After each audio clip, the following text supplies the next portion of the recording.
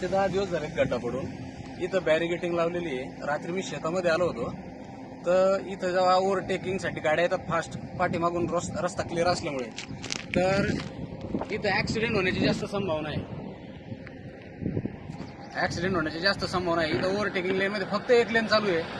म्हणजे शासनाचा जनतेच्या जीवाची हा खेळ असायला असं म्हणायला काही हरकत नाही.